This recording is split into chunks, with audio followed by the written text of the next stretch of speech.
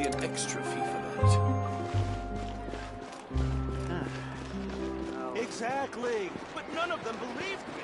Time itself. Yeah.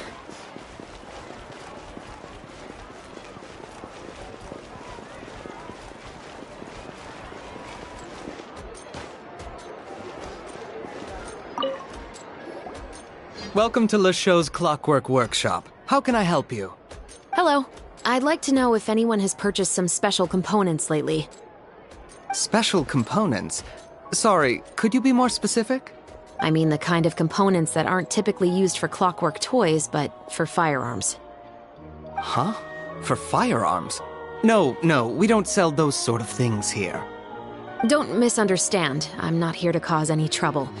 We are merely investigating a case, and we're hoping that you could cooperate. Well, to be completely honest, I'm not even sure what kind of components that would entail. Has anyone ever purchased components here as an individual rather than on behalf of an organization? We have a lot of customers who buy toys, but those who buy components are all regular customers who buy in bulk on behalf of their organization. Is that so? I understand. Thank you for your cooperation. You're welcome. It's the least I can do.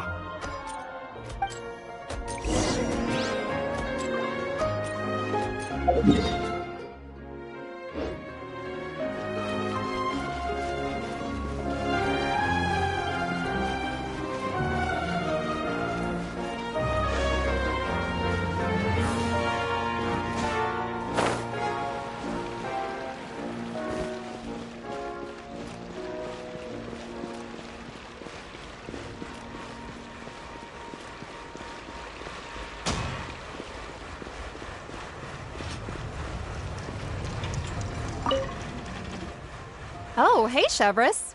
Run out of oil for your musket again? Hello, Estelle. I want to know if anyone has come to your shop recently to order some firearm components. Oh, is this another case? Let me think. I don't think so. Some people have requested that I make some prop guns for the Fontanalia Film Festival, but I refused all of those requests. Oh? Why's that? Because there's no profit! I only make things here that can do some real heavy lifting. I don't have the energy to make some new molds just for the festival. Then has anybody come specifically looking for mechanical components? Well, I usually sell off my scrap to the Fleuve Cendre. I don't typically give them to one specific person. I understand.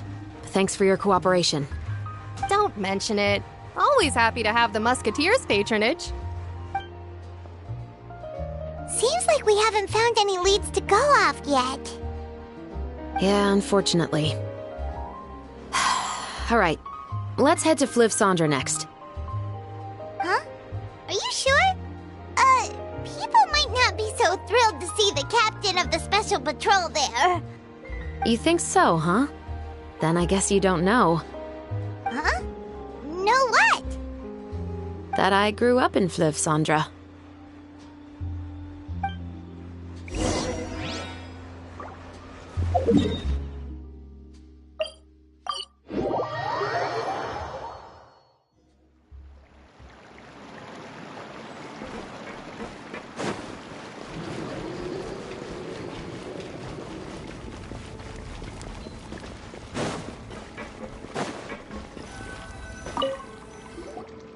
What's all this?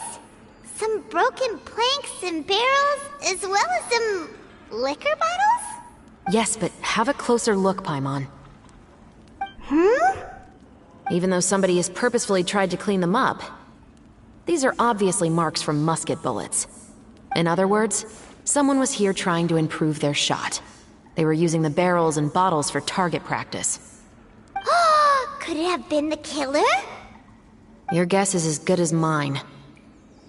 Although many people at Fleuve Cendre own guns, few hide the fact from others. And even fewer would go to such lengths to hide markings from practice shots.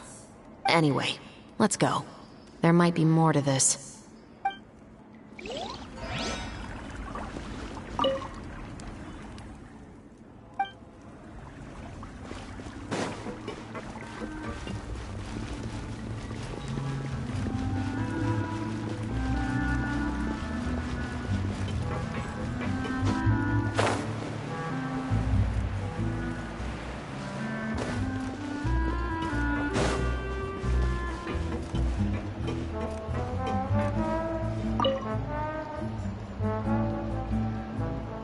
It's been a while, Tetro.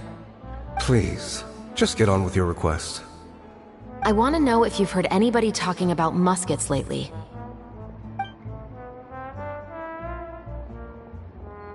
Information isn't free, you know. I've heard that bandits have been extremely active in the countryside recently, and they've been affecting the delivery of goods to Poisson.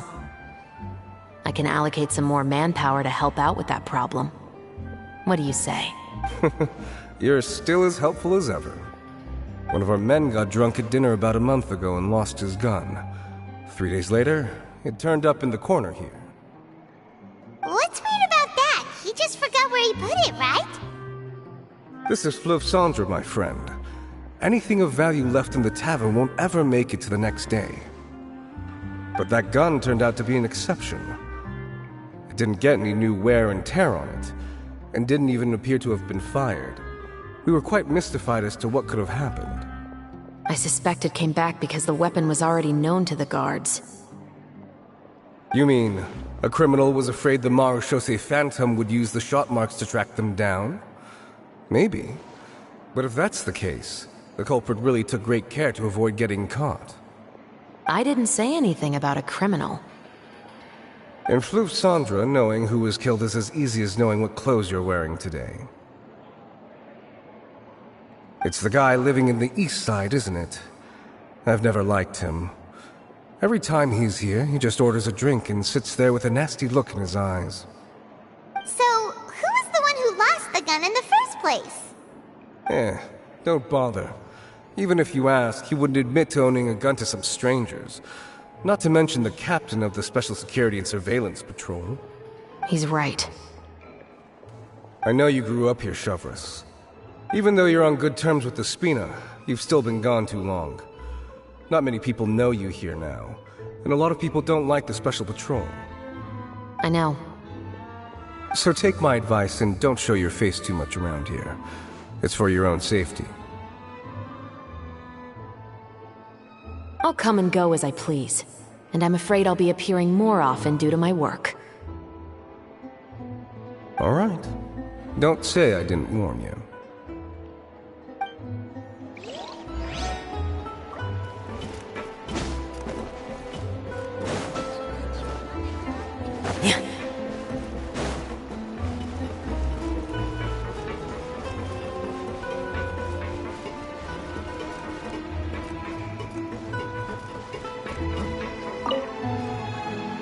Hello, I'd like to ask some questions. I don't know anything.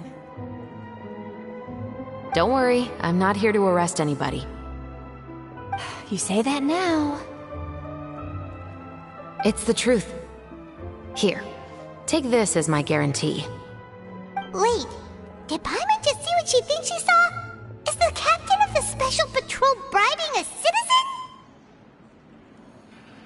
Seems you're different from the other guards. What do you want to know? Have you heard anything related to muskets in Fleuve Cendre lately? Anything at all? Muskets, huh? All I know is that about 2 weeks ago, we started hearing some loud noises at night. So loud that it's been waking me up. Were they gunshots? Possibly. It's hard to tell around here. Someone's house collapsing, a pipe exploding somewhere, it's all the same. But the noises I'm talking about definitely happened after I fell asleep. Do you know where the noises were coming from? I don't remember clearly. Is it that you don't remember, or that you need to think about it some more? You tell me. Then please, think about it some more. She's giving her even more Mora! The noises came from the end of the Southern Waterway. I came out and had a look for myself when I wasn't sleeping well, but I didn't dare get too close. That's all I know. All right, I'll take your word for it. Thanks for the pâte de fruits.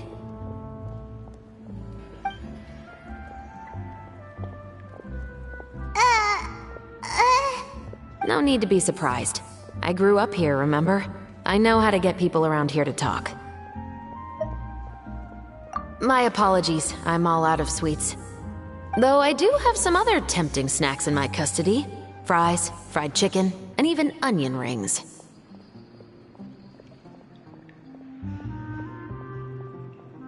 But taking care of junk food is my responsibility. You're better off sticking to your normal, nutritious diet.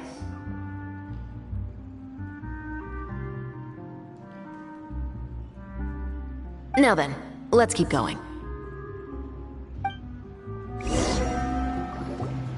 Seems like that's all we'll be able to uncover for today. Paimon feels like we managed to learn a lot more here than up on the surface. Yes. Assuming that everything we found is indeed connected to our suspect, then their timeline was probably something like this. A month ago, our suspect found a gun and took it home to disassemble it. Once he'd figured out its mechanics, he brought it back. In the following weeks, he used some parts to create his own makeshift musket, and took it to the Fleuve Cendres for target practice. Then, a few days ago, he found his target and carried out the murder. Once the deed was done, he left a rainbow rose on the body, just like the scene in the novel. That all makes sense to Paimon, but we're still no closer to figuring out the killer's identity! The deceased was a resident of Fleuve Cendres. It's said that he was a poor, solitary man. Yeah, that's also something I'm trying to figure out. If we are indeed following the novel, and there's a story behind the murder, then this murder should be an act of vengeance. But according to our investigation, the deceased didn't have any enemies. He was no saint, but no one's heard of a rival who hated him enough to shoot him dead, much less care to leave a rose on his body. What message is the killer trying to convey, and to whom exactly? We've thoroughly investigated that possibility. He claims to have spent the whole day at the Opera House on the day of the murder, and the staff there have confirmed his account. Okay, so he has an alibi. Not only that, he lacks a credible motive as well. He has a family of his own, and both of his parents are still alive. I've looked into his records. He was adopted at the age of 6, and all the proper procedures were followed. In the story, the mother of the 2 musketeers was murdered after the children turned 10. Of course, he could have changed the children's ages, but I don't want to assume anything without evidence. More importantly, I've also had a chat with him in person. He didn't seem like the kind of person who would pull the trigger to kill a man. Then, what should we do now? We have all this new information, but it doesn't help us move forward. Investigations take time. I didn't expect us to catch the culprit in just a single day. How about this? Let's spend the next few days filming with the crew. We can continue the investigation once we're done with the film. I'm sure that given time, new leads will present themselves. Wait, but weren't you saying Intel is like small, remote islands in the middle of the sea just a moment ago? Wouldn't you just miss them if you were to stop looking? Ah, but the book had more than one reference to the islands, Paimon. Oh? What else did it say then? As long as you spend enough time sailing through the fog, you'll eventually come across an island.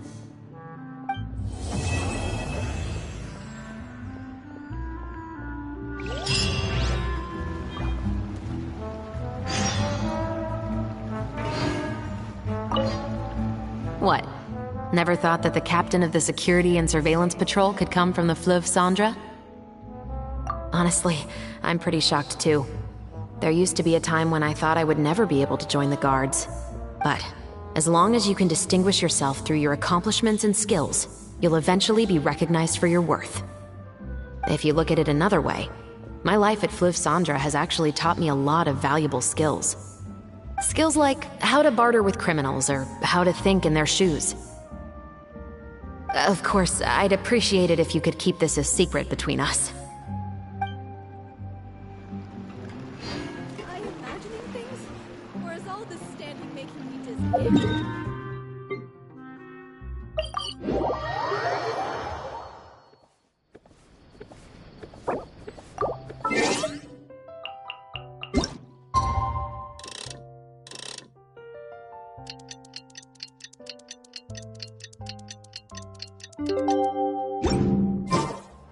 It's filming time again! Our schedule is jam-packed for the next couple of days, too. We've got so many different locations and sets to cover. Good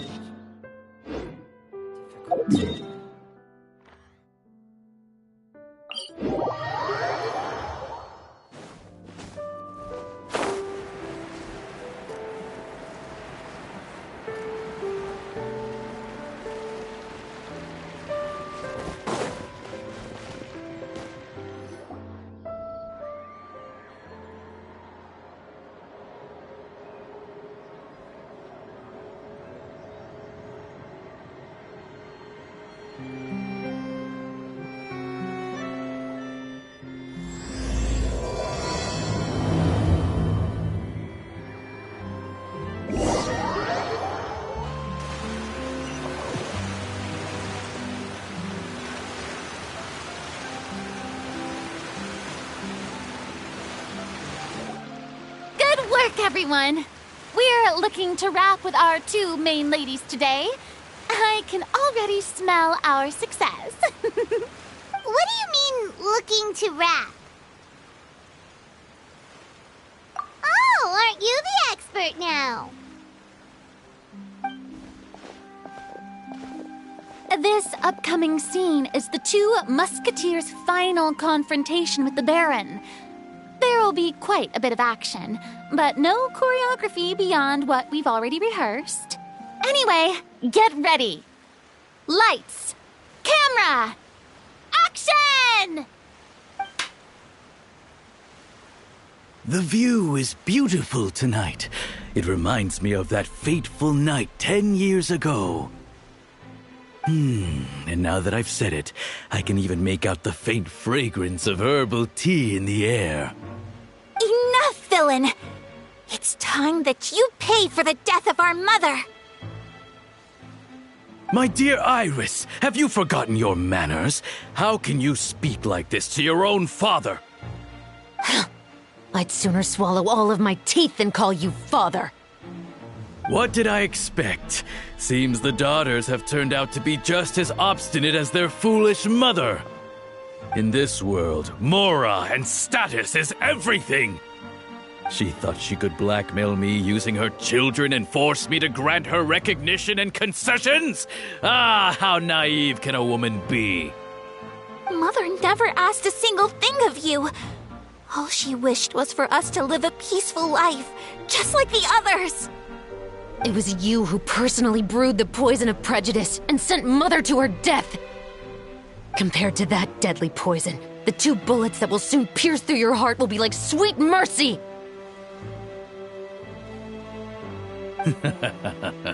And that's exactly why I said you're just as naive as her. Did you really think 2 muskets would be enough to defeat me? So let's see. What is stronger, Mora and power, or the 2 muskets in your hands? Get them! Tulip! There are too many of them! It'll be okay. We'll cover each other, Iris. And Mother will be watching over us, too.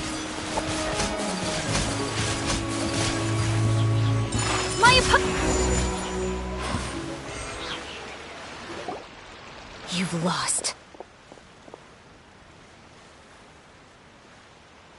To think I'd lose to my own 2 kids. We are no children of yours, and we'll never call that place our home. Then tell me, what did you do all this for? You lost your mother, and will soon kill your father as well. What will you gain in the end, other than sentences for your crimes? We will gain our long-awaited justice.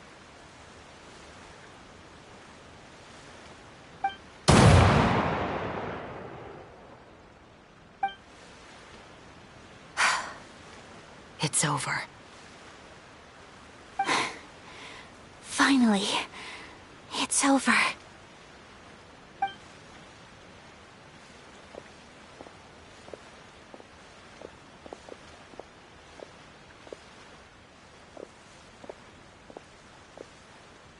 So, where will you go now, Tulip?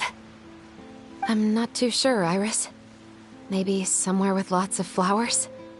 After all, Mother always did love going where the blossoms were. What about you? I want to go visit Mother's grave.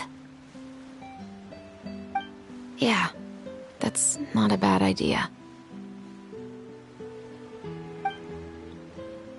Huh? Tulip, look!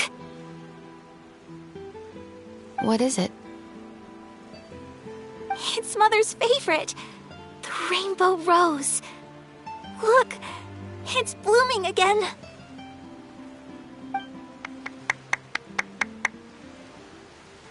Excellent! That was beyond mesmerizing. Even I didn't expect this scene to go so well. And we got it in a single take. All right, everyone. We've got a wrap for Tulip and Iris. Congratulations, Ayaka and Chevres! Thank you. I didn't expect our parts to wrap so quickly. I wish I could savor the experience for just a bit longer. Paimon totally understands. Paimon's not ready to say goodbye to the clapperboard either.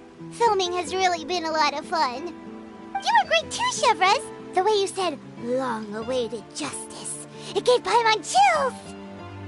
That is indeed my favorite line in the whole book. I still remember trying to act it out in my room the first few times I read it. Whoa, Paimon would have never guessed you're that type.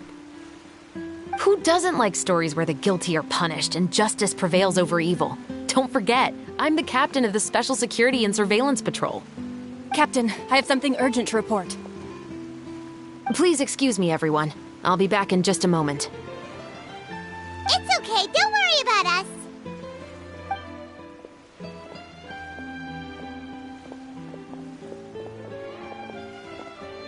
Oh? Was she whisked away by work already? I was just about to tell her how great she did. It seemed like some urgent official business. Then perhaps we should thank the stars that we were able to wrap both of your parts so quickly today. Switching around the filming schedule would have been a real pain. Anyway, I actually came over to let everyone know that we're all done for today. You can go home and get some rest. And one last thing, Miss Ayaka. Your acting skills today were immaculate as always. Are you sure you won't consider taking up full-time acting? See, I just happen to know this great troupe that's still looking for a lead actress. Thank you for your kind words, Director Farina. Unfortunately, there are still many matters that I have to take care of back home at the Yashiro Commission. I cannot remain in Fontaine to pursue an acting career. Nevertheless, I will make sure to treasure this incredible opportunity in my heart. Oh, that's a shame. But I understand. Just let me know if you ever change your mind. I believe it's also about time for me to take my leave. But hopefully I'll see you on set over the next few days. Even though my part's wrapped, I'd still like to swing by and help out the crew. See you tomorrow, Traveler and Paimon. Yep, see you tomorrow! Well, what should we do next? Maybe we'll go investigate the case some more with Chevres today. Traveler, Paimon, please come with me. Huh? Where are we going? You could say that our ship has finally chanced upon one of those small, remote islands of intel.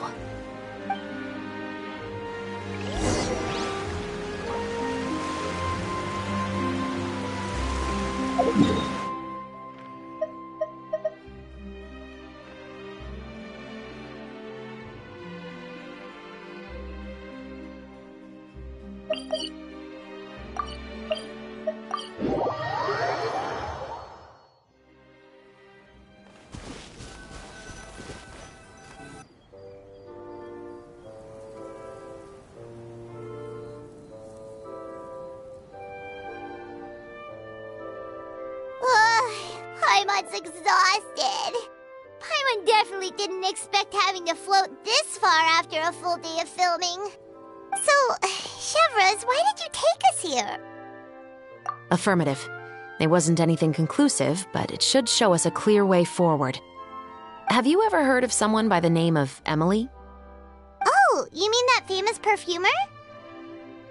She's a good friend of mine. She's lent me her aid several times in the past to resolve some difficult cases. After I discovered the rainbow rose at the scene of the murder, I sent it to her. After all, she's probably the foremost expert on flowers and scents in all of Fontaine. And then? There was nothing remarkable about the flower or the trace amounts of soil left on it. But according to Emily, the rainbow rose left by the killer was derived from a very rare cultivar. Huh. Paimon didn't know that there were different varieties of rainbow rose. Paimon just thought they grew everywhere in the wild. Flowers that are deliberately cultivated will always show some different features from those that bloom in the wild. We already knew that the rose left at the scene belonged to a special cultivar, but with Emily's expertise, we were able to pinpoint the place where it was first picked from. Oh, Paimon gets it now. So whoever first planted that rainbow rose was probably the killer. Precisely. And after we checked what we learned against some sales records from the past, we discovered that there's only one person in all of Fontaine who could grow and sell this specific cultivar. Really? And who is it? It's the novelist. But didn't you say he had an alibi? To be clear, I haven't changed my mind about him. I still don't think he was the one who pulled the trigger. However, that doesn't mean the true culprit never visited him at his home or never purchased a rainbow rose from his garden. Whatever the case, we will have to confirm a number of things with him.